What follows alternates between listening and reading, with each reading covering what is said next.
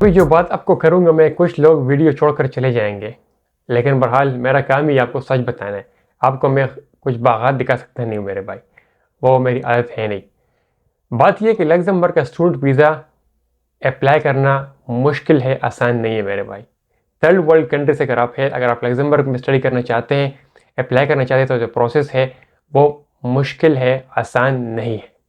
अब ये नहीं बताया मैंने, ये नहीं बताया कि नामुमकिन है, मुमकिन है लेकिन मुश्किल है। कुछ लोग अभी से वीडियो छोड़कर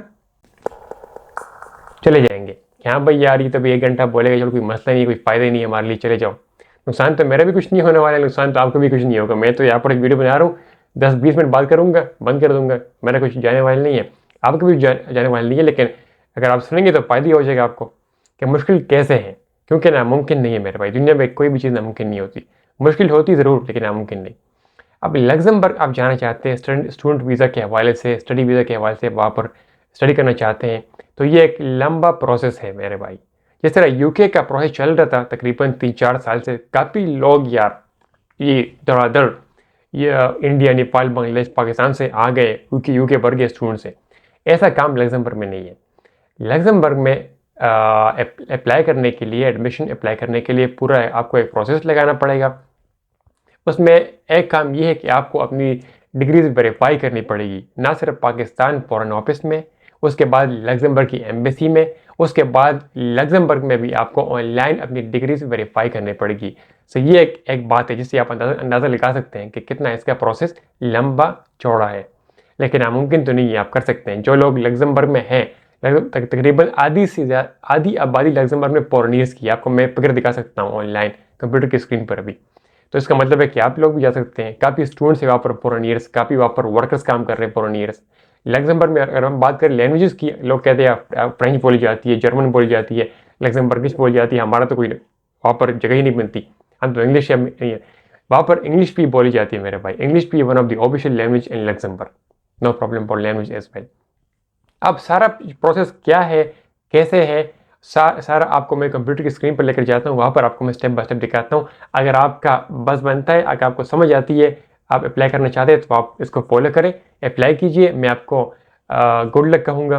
और अगर आपको समझ ना आया, आपको पसंद ना आया, तब भी कोई मसला नहीं है, आपका भी कुछ जाने वाला नहीं है, मेरा भी कुछ जाने वाला नहीं है। इस तरह मैंने वीडियो के शुरू में बताया आपको।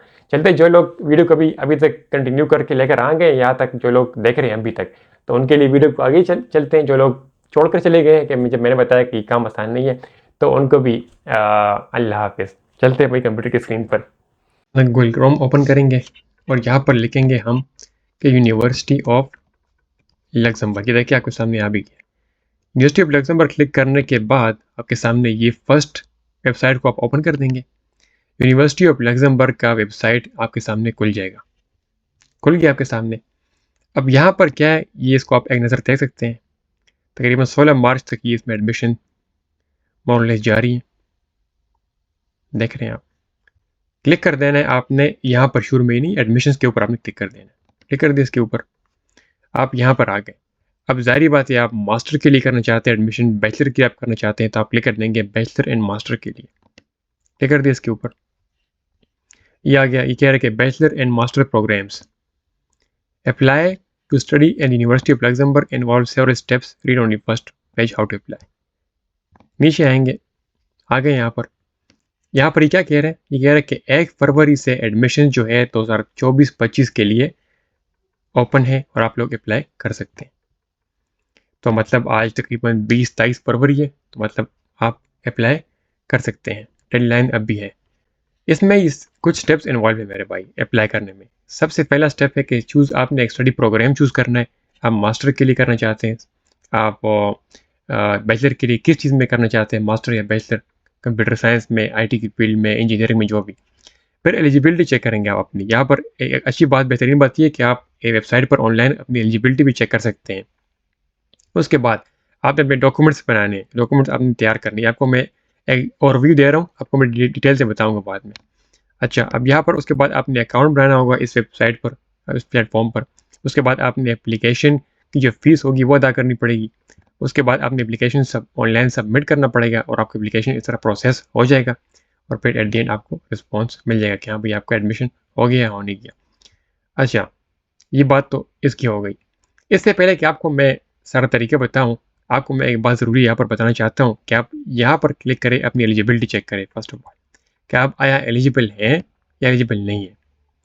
ये क्या कह रहे हैं? ये कह रहे हैं कि find out whether you are eligible for admission at University of Luxembourg, क्या आप लग्जमबर्ग यूनिवर्सिटी में एडमिशन के लिए एलिजिबल हैं या एलिजिबल नहीं है। तो यहाँ पर क्या कर देंगे, क्लिक कर देंगे चेक योर एलिजिबिलिटी क्राइटेरिया पर क्लिक कर देंगे। आप यहाँ पर पूछ रहे कि आपकी सिटीजनशिप किस कंट्री की है।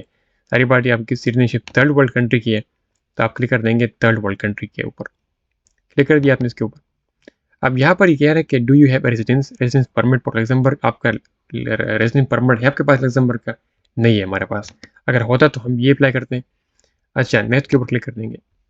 कह रहा है कि यहाँ पर आप किस के लिए बैचलर करना चाहते हैं या मास्टर करना चाहते हैं। फॉर एग्जाम्पल मैं मास्टर करना चाहता हूँ, मैंने मास्टर के ऊपर क्लिक कर दिया। कह रहा है कि आपके पास टाइप ऑफ डिप्लोमा, आपने जो डिप्लोमा, जो डिग्री, सर्टिफिकेट, जो भी आपने आपकी क्वालिफिकेशन प्रीवियस है, वो किस कंट्री से की है आपने। जाहिर बात है आपने नॉन यूरोपियन कंट्री से की है, पाकिस्तान, इंडिया, नेपाल, बांग्लादेश से आपने डिग्री हासिल की है, तो आप इसको क्लिक कर देंगे। इस पर क्लिक कर देंगे। अब यहाँ पर क्या है, यहाँ पर आपको आपका सिचुएशन, आपको जो भी कंडीशन आपको इसने बता दी है कि आपको क्या करना है। कह रहा है कि आपका सिचुएशन ये है कि आप अप्लाई करना चाहते हैं लग्जमबर्ग यूनिवर्सिटी में मास्टर प्रोग्राम के लिए, आप नॉन यूरोपियन सिटीजन हैं और आपके पास नॉन यूरो डिग्री है। ये आपकी सिचुएशन। क्राइटेरिया आपके लिए क्या बना दिया इसने आपके लिए क्राइटेरिया बना दिया है, ये इसको आपने इसने आपको कह दिया। अब इसको सबको आपने समझना पड़ेगा। सबसे पहले इसने बताया कि भाई अगर आपके पास कह रहा है कि डिग्री आप मास्टर कर रहे हैं ना, तो आपके पास बैचलर की डिग्री अगर नहीं है आपके हाथ में तो आप अप्लाई नहीं कर सकते। मतलब आपके पास बैचलर की डिग्री लाजमी होनी चाहिए। उसके बाद क्या कह रहे हैं, उसके बाद कह रहे हैं कि आपका डिप्लोमा जो है वो यूनिवर्सिटी ऑफ लग्जमबर्ग प्रोग्राम के लिए एक्सेप्टेड होना चाहिए। जैसे मैंने बताया था आपको वीडियो के शुरू में ही कि आपको क्या करना पड़ेगा। कह रहे हैं कि but it needs to be registered in the register of certificate kept by the higher education department in the Luxembourg ministry of higher education and research. मतलब आपको लग्जमबर्ग में अपने सर्टिफिकेट्स, डिप्लोमास रिकग्नाइज करने पड़ेंगे, जिसको मैंने वीडियो के शुरू में बताया था आपको। तो ये बात दोबारा इसमें बता दी आप। रजिस्ट्रेशन ऑफ डिप्लोमा, आपकी डिप्लोमा की जो रजिस्ट्रेशन होगी, अगर आपकी एप्लीकेशन एक्सेप्ट होता है तो आपको लेटर ऑफ इंफॉर्मेशन मिल जाता है अंटिल 15 नवंबर से पहले, नहीं तो फिर बाद में मिलता है। ये तो बात ये होगी प्रूफ ऑफ। अच्छा, इसके बाद डेडलाइन क्या, डेडलाइन आपके पास क्या है, please submit your application by deadline. जो डेडलाइन है आपके पास, क्योंकि डेडलाइन तो अभी काफ़ी टाइम है इसमें, क्योंकि 1 फरवरी को एडमिशन शुरू हुए, तो कोई मसले की बात नहीं है, इसको आप रहने दें। लैंग्वेज स्किल क्या है, अब लैंग्वेज की बात लोग करते कि आइल्स चाहिए, आइल्स नहीं चाहिए। You will need to show a proof of your language skills at the level indicated from for your chosen study program. अब ये डिपेंड करता है, find out which certificate we accept. ये डिपेंड करता है आपके बैकग्राउंड पर मेरे भाई। अगर आपका बैकग्राउंड जो है इंग्लिश लैंग्वेज में आपने सब कुछ किया है, आपका इंग्लिश आपने एज ए मेजर सब्जेक्ट पढ़ा है, इसका मतलब है कि आपको कोई आइल्स या कोई टॉपिक नहीं चाहिए। अगर आपने कोई मेजर इंग्लिश सब्जेक्ट नहीं पढ़ा, इसका मतलब है कि आपको आइल्स या टॉपिक चाहिए, वो भी कम से कम यार 5 पॉइंट पर भी आपका काम चल जाएगा, कोई मसले की बात नहीं है। चेक करते हैं फॉर एग्जाम्पल कौन से, यहाँ पर ये कह रहा है कि कौन कौन से इंग्लिश के एग्जाम एक्सेप्ट करता है। इंग्लिश, जर्मन, फ्रेंच, इंग्लिश के, ये बात हो गई। उम्मीद करता हूँ कि आपने कुछ इंग्लिश तो पढ़ा होगा, तो ये मसले की बात नहीं बनती यहाँ पर। क्या कह रहे हैं यहाँ पर, कह रहे हैं एट द एंड का रेजिडेंसी परमिट आपको अप्लाई करना पड़ेगा। डेफिनेटली आपको अपना क्रिमिनल सर्टिफिकेट रिकॉर्ड अपने कंट्री से लगाना पड़ेगा, ये आपके लिए ज़रूरी बात है, ये लाजमी होती है, इसके बगैर आपको एडमिशन नहीं मिलता। आप एट द एंड आपको पेमेंट करनी पड़ेगी। ये पेमेंट की बात कर रहे हैं आप, इस तरह आपका हो जाएगा। ये तो बात इसकी हो गई, एलिजिबिलिटी हमने चेक कर ली, आपको समझ आ गया होगा कि हाँ भाई आप एलिजिबल है या नहीं है। उसके बाद डॉक्यूमेंट्स हमने प्रिपेयर करने, डॉक्यूमेंट्स यहाँ पर। अच्छा, अब डॉक्यूमेंट्स प्रिपरेशन से पहले अगर मैं जाऊँ मजीद, तो मैं आपको ये समझाना चाहता हूँ कि आपने अपने डॉक्यूमेंट्स कैसे रजिस्टर, कैसे आप रिकग्नाइज करेंगे। फर्स्ट ऑफ ऑल तो आपने अपने डॉक्यूमेंट रिकग्नाइज करने, लीगलाइज करने, अटेस्ट करने HEC से, पाकिस्तान में HEC, हायर एजुकेशन कमीशन से। उसके बाद फॉरेन ऑफिस से करने, उसके बाद एम्बेसी ऑफ लग्जमबर्ग जो कि बेल्जियम की एम्बेसी इस्तेमाल होती है, वहाँ से करने। उसके बाद आप यहाँ पर आएंगे, ये वेबसाइट का लिंक दे दूंगा मैं, यहाँ पर आप आएंगे, ये कह रहे हैं, देख रहे हैं, ये कह रहा है कि applying for recognition of bachelor और मास्टर और अदर सेकेंडरी एजुकेशन डिप्लोमा, उसको ये जो आपके पास डिप्लोमा है, सर्टिफिकेट है मास्टर का या बैचलर का, उसको रिकग्नाइज करने के लिए, मतलब उसको लीगलाइज करने के लिए ये तरीक़ाकार इसमें दिया हुआ है। यहाँ पर नीचे अगर आप आए तो ये क्या कह रहे हैं, ये कह रहा है कि copies of supporting documents and application for recognition of studies of diploma issued by the countries outside the European union must be certified as 2 copies of the original by competent authority। और यहाँ पर ये काम कौन करेगा? ये काम जो है एम्बेसी करेगी, कंसुलेट करेगी। आपके अगर आप आउटसाइड ऑफ यूरोप से हैं, मतलब आप थर्ड वर्ल्ड कंट्री से हैं, तो आपकी एम्बेसी जो है वहाँ पर लग्जमबर्ग की या कंसुलेट, वो आपके सर्टिफिकेट्स को, आपकी कॉपी सर्टिफिकेट जो होती है उसको लीगलाइज करेगी। ये तो हो गया यहाँ पर। अब जैसे यहाँ पर इसने बताया, उसके बाद आपने क्या करना होगा? उसके बाद अपने होम कंट्री से काम सब कुछ ख़त्म करके यहाँ पर आपने आना होगा। ये यहाँ पर इस पर क्लिक कर देंगे। इस पर यहाँ पर अपने डॉक्यूमेंट को लीगलाइज, अपने सर्टिफिकेट को लीगलाइज कर सकते हैं ऑनलाइन ही लग्जमबर्ग से। यहाँ पर क्या कह रहे हैं? Applying for recognition of diplomas. ये इस चीज़ का मतलब है बैचलर और इस चीज़ का मतलब है मास्टर। तो आप अपने मास्टर या बैचलर की डिग्री को लीगलाइज कर सकते हैं लग्जमबर्ग से। ये तरीका से बताया हुआ है। क्या ये पूरा इसका प्रोसेस यहाँ पर दिया हुआ है इसने। ये ऑनलाइन ही प्रोसेस होता है। ऑनलाइन ही आपने PDF फाइल में सब कुछ स्कैन करनी होती है अपनी कापियाँ, और यहाँ पर लगानी पड़ती है ऑनलाइन, पैसे भी देने पड़ते हैं। इसकी कॉस्ट भी है। कॉस्ट कितनी है? कॉस्ट नन यूरो लोग के लिए मतलब आपको यहाँ पर आएगा, ये आपका आएगा। वो कंट्री जो कि पेरिस और लिस्बन कन्वेंशन एक हुआ था उनके साथ नहीं है, तो सारी बात थर्ड वर्ल्ड कंट्रीज इसमें आती है। तो 125 यूरो आपको फीस देनी पड़ेगी। बैंक अकाउंट के, बैंक अकाउंट का इंफॉर्मेशन सारा दिया हुआ है, बैंक ट्रांसफर आपने करना होगा इस तरह, और इस तरह आपने डॉक्यूमेंट सबमिट करने होंगे यहाँ पर। ये आपकी इस तरह हो जाएंगे। ये तो आपका हो गया भाई। चलिए, आपने ये भी कर लिया। अब चलते हैं मजीद आगे, चलते हैं आगे। क्या है? एट दी एंड आप चलेंगे, क्रिएट करेंगे, अकाउंट क्रिएट करेंगे। यहाँ पर क्रिएट अकाउंट करना आसान है, कोई मसले की बात नहीं। और उसके बाद ये आगे आपका प्रोसेस आपको मैं समझाने वाला हूँ। कंप्लीट करना पड़ेगा अपने एप्लीकेशन फॉर्म, और फीस अदा करनी पड़ेगी, सबमिट करनी। यहाँ से शुरू करेंगे मेरे भाई, अप्लाई नाउ से हम शुरू करेंगे। हाँ भाई, मैं ठीक है, मैं समझ गया हूँ सारी बातें, सारे स्टेप्स में समझ गया हूँ। 7 जो स्टेप्स दिए हुए इसने, मैं अप्लाई करता हूँ। अप्लाई नाउ पर क्लिक कर दिया। आपके सामने ये ओपन हो चुके हैं। Welcome to the on the admission portal of University of Luxembourg. आपको वेलकम कर रहे हैं, आपको खुशामदीद कह रहे हैं। यहाँ पर अगर आप ऑलरेडी लॉगिन हैं तो ये करेंगे। अगर आपका फर्स्ट टाइम यहाँ पर है तो आप इसको क्लिक कर देंगे। फर्स्ट टाइम हमारा है तो हम इसको क्लिक कर दिया। अब जाहिर बात है 2024-25 के लिए अप्लाई कर रहे हैं। You are allowed to apply for 3 study program, bachelor, master और पूरे सेमेस्टर। आप बैचलर के लिए या मास्टर के लिए अप्लाई कर सकते हैं, जिस तरह मैंने शुरू में बताया आपको।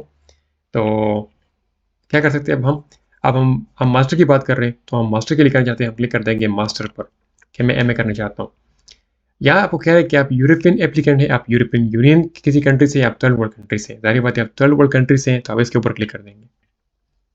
अगर आप यूरोपियन यूनियन कंट्री के मेंबर होते हैं, वहाँ के एप्लीकेंट होते हैं, तो आपको ये नहीं करना पड़ता। ये कर दिया, यहाँ पर सिलेक्ट कर दिया। अब यहाँ पर ये कह रहा है कि आपके पास लग्जमबर्ग रेजिडेंस परमिट है, तो इसको कर देंगे।